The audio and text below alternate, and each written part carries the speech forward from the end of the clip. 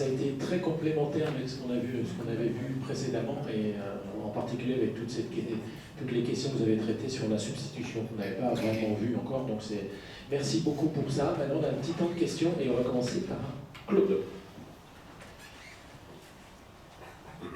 Merci pour cette présentation, effectivement, qui recadre bien. Je voudrais revenir sur votre première diapo, c'est-à-dire le cycle complet où il y avait l'éco-conception, etc. Oui. Est-ce qu'on imagine, dans certains cas, remettre en question certains besoins?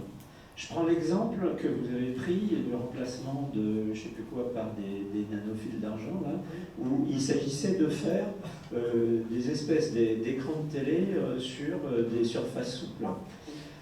Moi, je me dis, mais a-t-on vraiment besoin de ça? Est-ce que c'est pas une folie humaine? Je pousse les termes volontairement. Est-ce que c'est pas une folie humaine d'imaginer des trucs comme ça? Est-ce qu'on en a réellement besoin? Est-ce qu'on peut imaginer au moins influencer le besoin? Je prends l'exemple de la consommation énergétique des appareils ménagers. Il a fallu arriver à des niveaux de crise énergétique et des problèmes de prix pour mettre en place ces systèmes pour dire aux gens, mais attendez, regardez bien ce que vous choisissez comme appareil, posez-vous des questions sur le besoin. Est-ce que vous avez vraiment besoin de ça, quoi? Est-ce qu'on imagine remonter jusqu'au besoin? Dernier exemple friand pour nous, au fond, les panneaux photovoltaïques, j'imagine bien qu'on en a besoin dans un certain nombre de pays, de zones dans le monde, etc. Mais moi, je m'étonne toujours qu'on continue à imposer des milliers de mètres carrés de panneaux photovoltaïques en Finlande, en Suède, en Norvège, où les durées d'ensoleillement sont quand même pas miraculeuses. On ne peut pas remonter jusque-là? Si, alors ce que j'ai dit, est-ce qu'on a vraiment besoin? Si je remplace le on par le je, moi je dirais honnêtement, moi ces écrans souples, j'en ai pas besoin. Alors, après, il y a un vrai problème, et là c'est mon avis personnel, mais c'est vrai que nous les centres de recherche, on est parfois ce qu'on appelle une techno-bouche. Donc on développe des choses et on pousse, et puis après les entreprises, il faut renouveler tout le temps. Effectivement, moi je ne suis pas forcément pour, et surtout souvent on met en comparaison ce qu'on appelle le high-tech. Vous savez, ce qui est sorti il y a peu de temps, il y a le low-tech. Donc le low-tech, moi je serais plutôt entre, je dirais, il y a ce qu'on appelle le high-tech. Ce dont on a réellement besoin. Mais effectivement, ce que j'évoquais peut-être maladroitement tout à l'heure sur les besoins des SHS, je pense que les SHS peuvent nous aider aussi beaucoup là-dessus. Nous aussi, à changer sans doute nos visions de technologues que nous sommes, nous au CEA, à l'université, technologues scientifiques, pour justement, effectivement, mieux réfléchir à nos besoins. Quand vous voyez aussi les téléphones portables, maintenant, ils font pratiquement tout. Si, on peut encore téléphoner encore, mais on fait quand même beaucoup de choses avec. Donc voilà, c'est aussi ça, et je suis assez d'accord avec vous. On est tiré par les besoins, et les besoins ne sont pas forcément toujours justifiés, ou peuvent être artificiels. Il y a deux questions. Il y a comment on fait la même chose autrement, de façon plus sobre, plus efficace, etc. Mais effectivement, il y a le piège du toujours plus. D'ailleurs, il faut que je me dépêche parce qu'il faut que j'aille bavarder avec mon frigo. Mais c'est aussi un bon exemple, ça, qui discute, on a des frigos connectés, donc quel est l'intérêt d'aller discuter avec son frigo? Enfin, mais sauf qu'il existe. Et puis, voilà, c'est le nez le frigo qui fait des commandes tout seul. Alors, moi j'ai une question sur les technologies de substitution et la question de la constante de temps. Où est-ce qu'on en est? Parce que bon, quand on écoute le GIEC, il faut l'écouter d'ailleurs, il faut faire très vite aujourd'hui pour atteindre les objectifs. Et pour faire très vite, on s'aperçoit que les matériaux dont on a besoin, quand on a vu les courbes, on risque de tomber sur des goulots d'étranglement, voire plus que ça, des pénuries, enfin des insuffisances, disons, dans quelques années. Donc on en a besoin rapidement. Est-ce qu'il y a une constante de temps rapide et ces technologies, quelle est la constante de temps? Alors on peut toujours accélérer. Le problème, à mon sens, c'est on accélérera d'autant mieux si on maîtrise toute la chaîne de la valeur. Ce qui est malheureusement pas notre cas pour beaucoup d'industries qu'on a évoquées ce matin. Et ça, c'est un réel problème. Alors même si j'ai mentionné les initiatives, notamment sur les éléments permanents, il y en a d'autres, enfin sur les batteries c'est aussi, enfin, je pense que mes collègues l'ont évoqué longuement, on essaie de s'approprier cette filière en France, en Europe, et bon sang, on a quand même beaucoup de retard par rapport à nos collègues asiatiques. Donc c'est compliqué, et peut-être que ce que je vous ai montré, alors ça peut peut-être donner l'impression que ça foisonne, alors effectivement la recherche ça foisonne toujours, et peut-être que versus le foisonnement, on aurait peut-être sans doute besoin de se concentrer, de prioriser peut-être certainement sur certaines filières et faire la croix sur d'autres, pour vraiment impacter. Merci pour cet exposé. J'aurais une question beaucoup plus ciblée concernant les batteries. Vous avez évoqué tout à l'heure l'électrolyse avec des électrolytes solides. Oui. On a beaucoup parlé de batterie depuis 2 jours et le mot d'électrolyte solide n'a pas été prononcé. Alors que, apparemment, d'après les spécialistes, je n'en suis pas un, ces batteries auraient 2 avantages majeurs. Premièrement, doubler pratiquement l'énergie massique, à peu près. Et deuxièmement, de ne pas être sensible aux incendies. Or, le problème de l'incendie, pour les batteries actuelles, c'est un vrai problème pour les parkings souterrains. Oui, alors. Et notamment dans les copropriétés, Oui. mais pas seulement.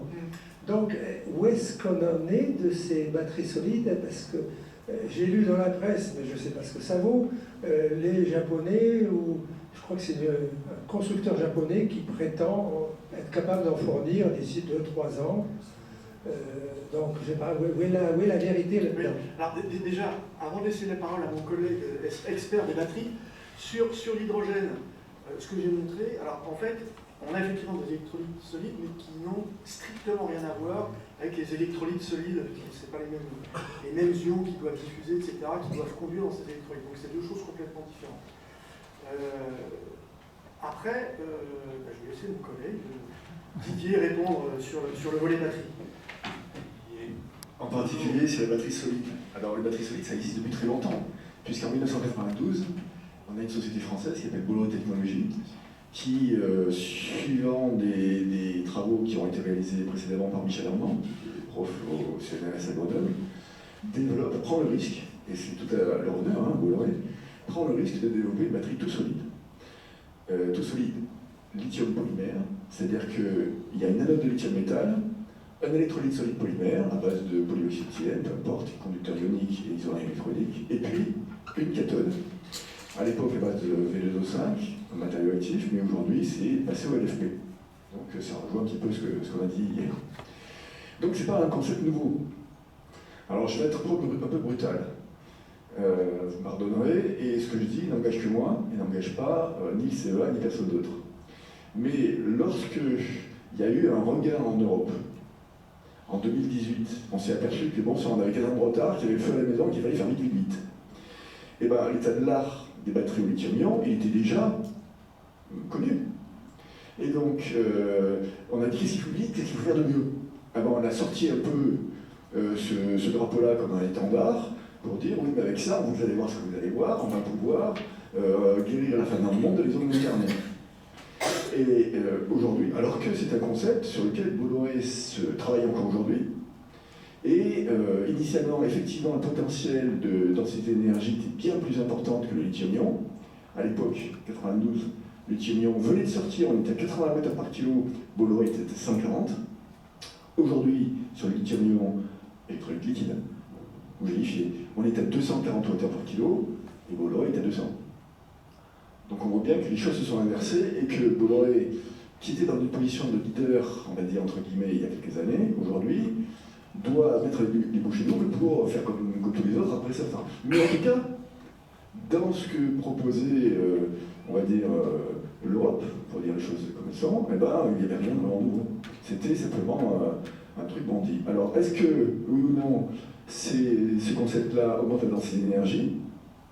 Ben, ça reste à prouver.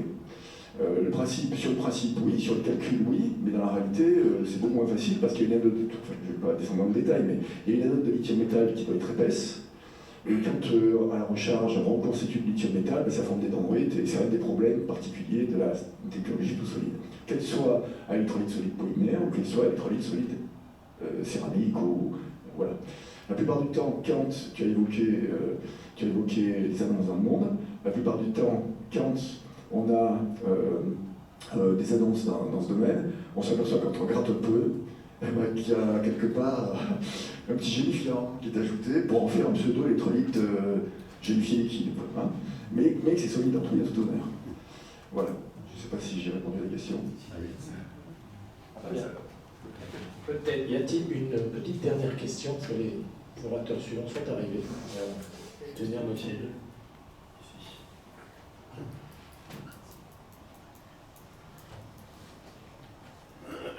Oui, c'est juste pour avoir quelques précisions sur l'état de l'art. Donc, quand vous avez parlé d'électrolyse à haute température, je pense qu'il s'agit de GEMBIA. D'accord. Et est-ce qu'on peut être d'accord? Il n'y a pas de... Parce que je pense à Clean, CNHY2N, il n'y a pas de pile à combustible sans platine durable actuellement. Pardon, il n'y a pas de pile à combustible sans platine durable. Non, non. Actuellement, on en met très très peu, mais il y en a toujours. Sur les piles à combustible basse température, base polymère, il y a toujours du platine. Et il y a encore beaucoup de travaux pour être aussi compétitif que ces piles à combustible sans mettre du platine et en conservant la durabilité et la dégradation aussi dans le temps. Bien.